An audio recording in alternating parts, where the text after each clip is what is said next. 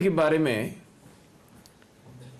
उनकी अनन्या शिष्या sister Christine अपना स्मृति चरण में ऐसा कुछ लिखा। There cannot be a better description of Swamiji than this. She wrote, at long intervals of time, a being finds his way to this planet who is undoubtedly a wanderer from a different sphere, who brings along with him to this sorrowful world some of the glory, power and shine of the far distant region from which he came. He walks among men but does not belong to this place. He is a wanderer, a traveler, he tarries but a night. Blessed is the country he was born. Twice blessed are those who lived on this earth at the same time, and blessed, thrice blessed are the few who had the opportunity to sit at his feet. कभी कभी किसी वक्त ऐसे कोई व्यक्ति एक धरती पर आ जाते हैं और बहुत दूर कहाँ ग्रह से आए हुए, वहां से साथ में उनकी शक्ति रोशनियां सब ले आते हैं। वह हम लोग के बीच में घूमते फिरते हैं, लेकिन वो यहाँ का नहीं है, वो तीर्थ यात्री है और कुछ समय के लिए, एक रात के लिए रहते हैं। जिन्होंने वही समय में जन्म लिया तो बहुत ही मैं भाग्य कहता हूँ। दो बार वही शब्द व्यवहार करता हूँ, वो उस समय एक ही काल एक धरती पर रहा, और 30 बार मैं कहता हूँ जो कम व्यक्तियां उनकी चरणों में बैठने के मौका मिला। And she was one of those who sat at his feet. इसीलिए it's impossible, even if we keep on speaking days after days, year after year, to exhaust what all Swamiji said, what all he spoke. उन्होंने स्वयं कहा, अगले 1500 साल के लिए मैं दिया, given some matter for next 1500 years.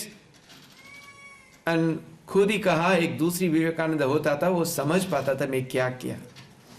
So it's impossible to understand and completely express और give shape to whatever he spoke और ही थॉट अबाउट। लेकिन हम सबके लिए, विशेष तो भारत के लिए, ऐसा उन्होंने कुछ दिया गया। I think if you take even a portion of it, our country will be totally transformed.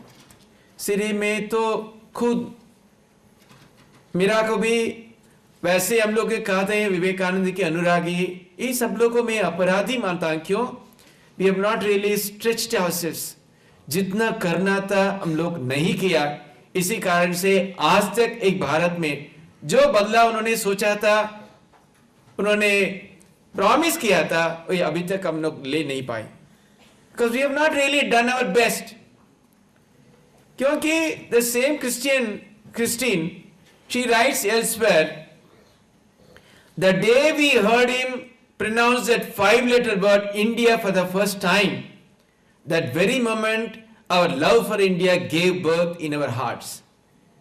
पहले बार उन्होंने वही मुंह से, उन सुंदर वही गले से ये 5 अक्षरी शब्द इंडिया में सुना, उस समय से मेरा हृदय में भारत की प्रेम प्यार जन्म लिया। She writes, it's impossible to describe how so much could be conveyed in a single word. एक शब्द में इतना कहना कैसे संभव है, मेरा मालूम नहीं जा रहा है। India's culture, its history, its past, its tradition, its degradation, its future glory, कितना कितना उन्होंने कहते थे।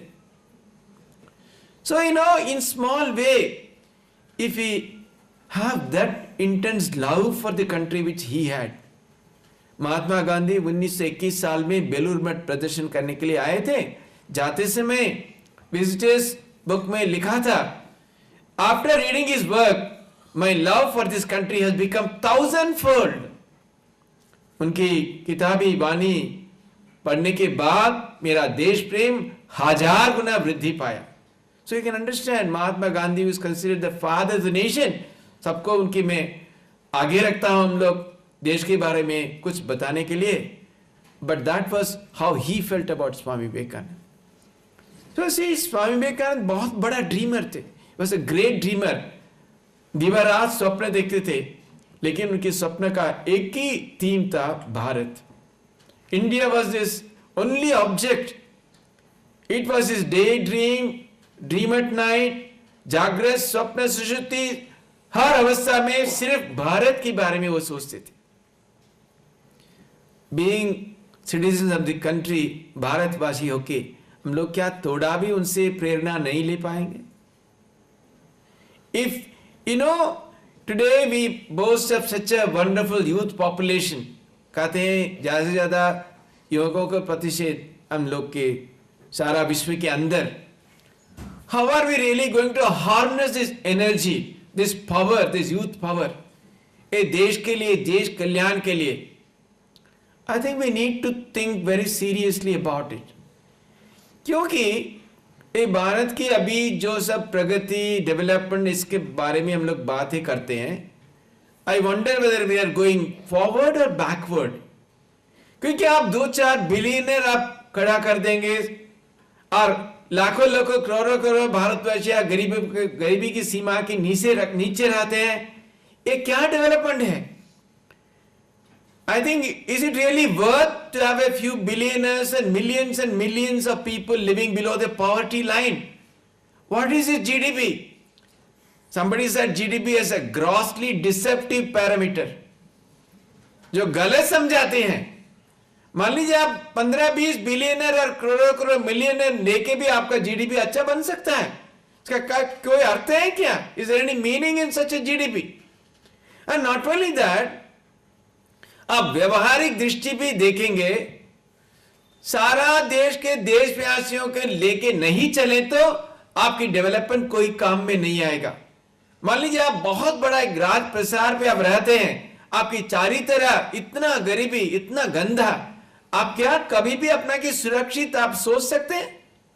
You will always be in fear, कब कोई आके आक्रमण करेगा, what will happen? So I think, our development, our growth, our well-being is so much is linked to the welfare and well-being of others. ये तो सोचना चाहिए, even from a practical point of view. इसीलिए friends, I think it is time we take to Swamiji more seriously. We have talked enough. हमेशा बातें करते हैं. We are very good in speaking. But what is a plan of action? क्या करना चाहते हैं हम लोग? इसीलिए स्वामी जी उन्होंने he gave a wonderful formula. मैं सोच रहा हूं आज का युवकों तो अपना की भलाई के लिए तो हमेशा कोशिश करेंगे। Everyone wants to do well, study well, become well employed, earn well, enjoy well, सब तो चाहते हैं।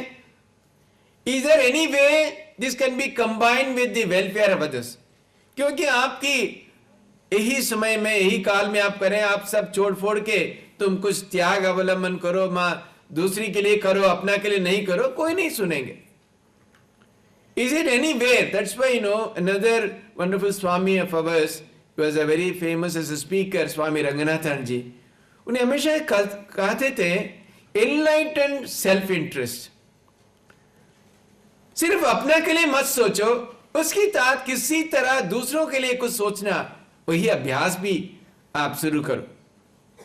That is a way forward, whereas we can not only do well for ourselves. You say, what is the formula? How is it possible? कैसे संभव है? बताता हूं। I invite all of you to join this great movement of rebuilding India. Shri Ramakrishna.